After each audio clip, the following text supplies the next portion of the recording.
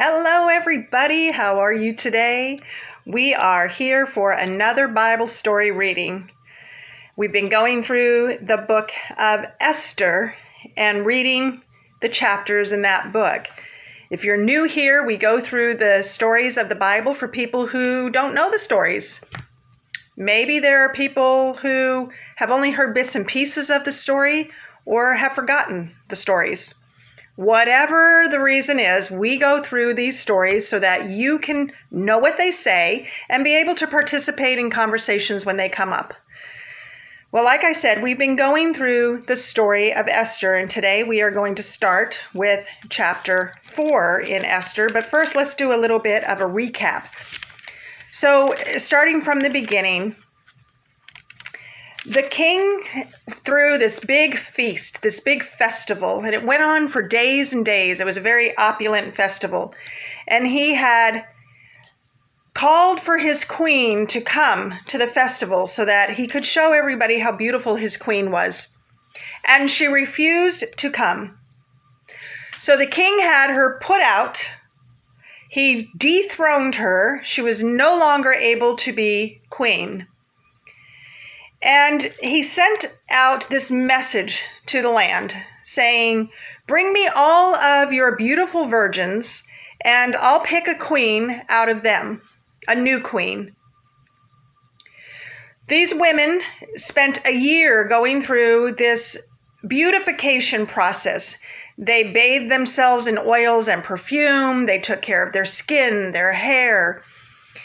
And then when it was time for them to be presented to the king, they were given the option to wear whatever they wanted, jewels and robes and crowns and all these beautiful adornment, things that they could adorn themselves with in order to present themselves to the king, to look good.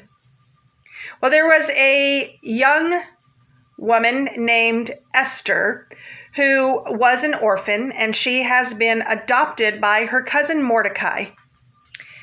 Mordecai has raised her. He was evidently older than her, and he has raised her as his own daughter. So he gave her advice, and he said to her, "Don't let anybody know what your ethnicity is. Esther is a Jew."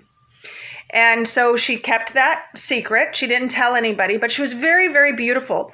And when the day came for her to be presented to the king, she chose not to wear any of the jewels and stuff that were available to her to wear. She just went as she was. She had been purified. She was cleansed. She was clean.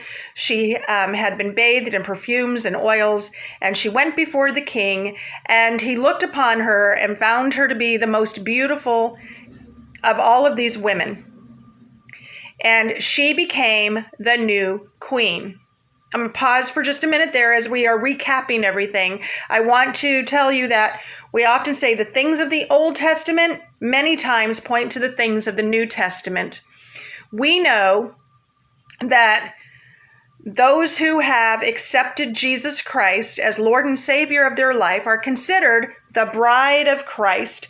And one day, Jesus will come back and he will take his bride to be in heaven with him.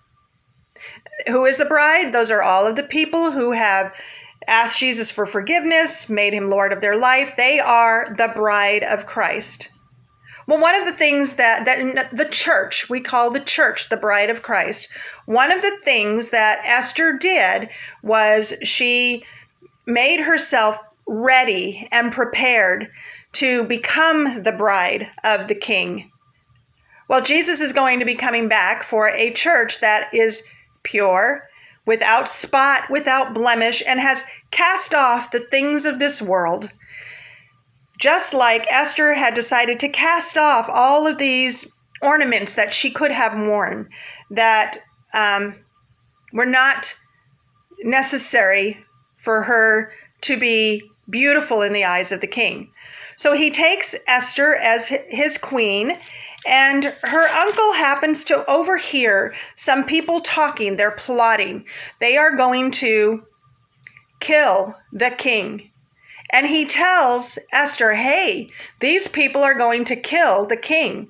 Esther is able to go to the king and warn him and tell him these people are going to kill you. And when he finds out that it's true, they really were going to kill him, he has them hanged. So Esther saves the king. But then there is a man in the land whose name is Haman, and he works for the king, and he is the king's right-hand man. He is second in command over all of the land. Everywhere that the king reigns, Haman is second in command. But he makes this decree that he wants people to bow down to him. And Mordecai refuses to bow down to him because as a Jew, he knows that the only person anyone should bow down to is God, not to bow down to any man. Well, this makes Haman very, very upset. So he sends out this law into all of the land saying, we are going to kill every single Jew in the land on such and such a day. If you see a Jew, you kill him. You have permission to kill him. And so after that, the king sat down and he sort of celebrates. He says, kill the women, kill the children, kill them all. And that's where we are going to pick up now. This has just happened and we're going to start in chapter 4. When Mordecai learned all that had occurred, he tore his clothes off. He put on sackcloth and ashes and went into the middle of the city and cried loudly and bitterly. He went only as far as the king's gate, since the law prohibited anyone wearing sackcloth from entering the king's gate. There was great mourning among the Jewish people in every province where the king's command and edict came. They fasted, wept, and lamented, and many lay in sackcloth and ashes. Esther's female servants and her eunuchs came and reported the news to her, and the queen was overcome with fear. She sent clothes for Mordecai to wear so that he would take off his sackcloth, but he did not accept them. Esther summoned Hathach, one of the king's eunuchs who attended her, and dispatched him to Mordecai to learn what he was doing and why. So Hathach went out to Mordecai in the city square in front of the king's gate. Mordecai told him everything that had happened, as well as the exact amount of money Haman had promised to pay the royal treasury for the slaughter of the Jews.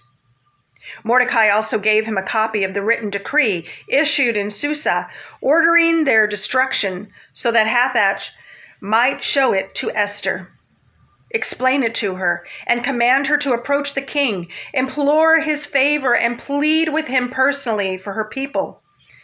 Hathach came and repeated Mordecai's response to Esther.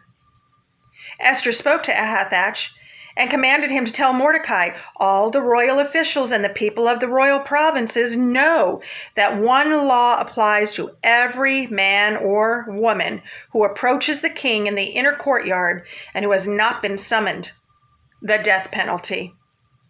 Unless the king extends the gold scepter, allowing that person to live, I have not been summoned to appear before the king for the last 30 days. Esther's response was reported to Mordecai.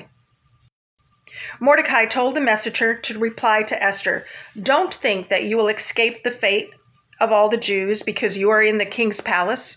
If you sleep silent at this time, relief and deliverance will come to the Jewish people from another place, but you and your father's family will be destroyed. Who knows? Perhaps you have come to your royal position for such a time as this. Esther sent this reply to Mordecai. Go and assemble all the Jews who can be found in Susa and fast for me. Don't eat or drink for 3 days, night or day. I and my female servants will also fast in the same way.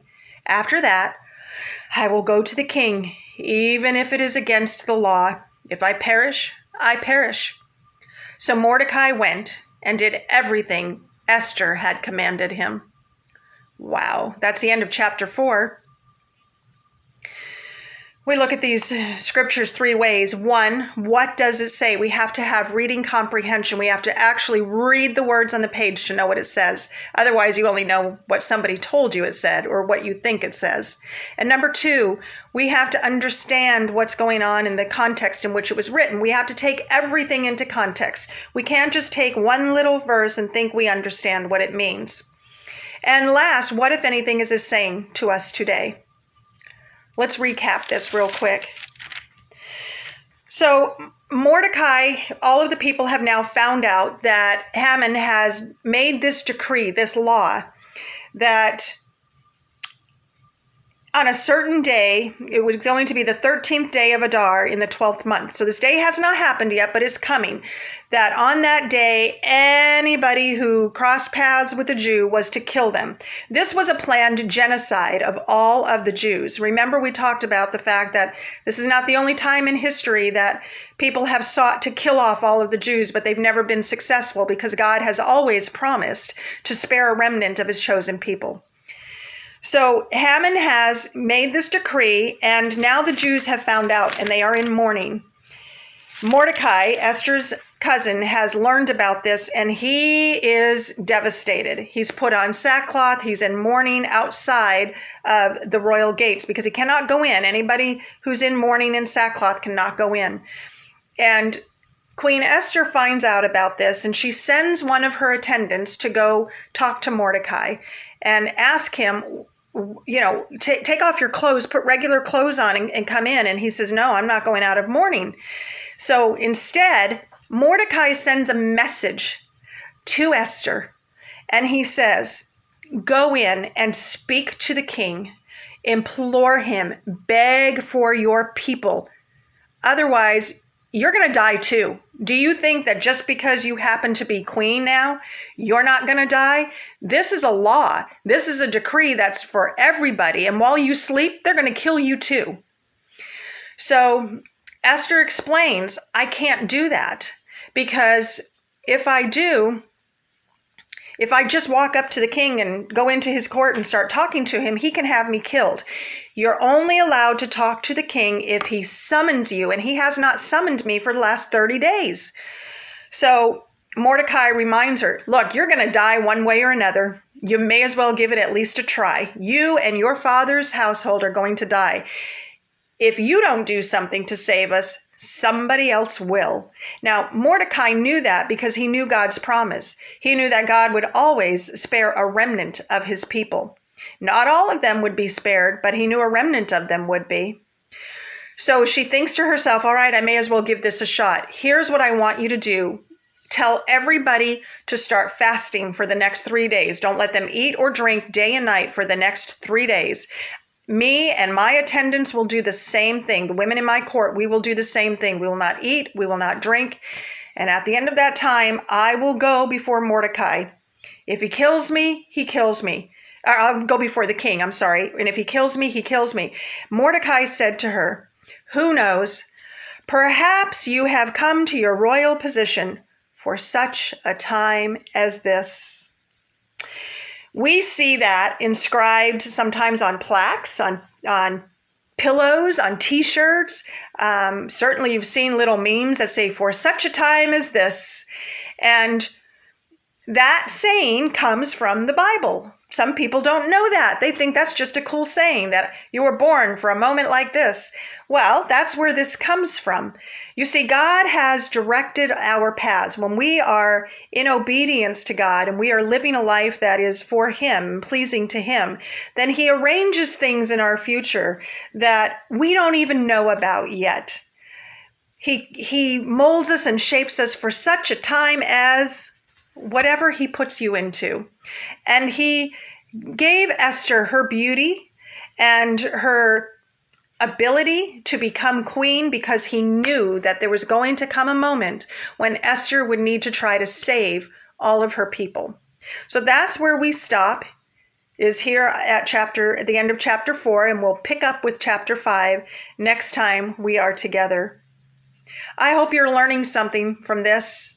I hope you're getting something out of it, and that your walk with the Lord is a little bit stronger because you know these stories. I look forward to us being together next time. In the meantime, God bless and have a great day.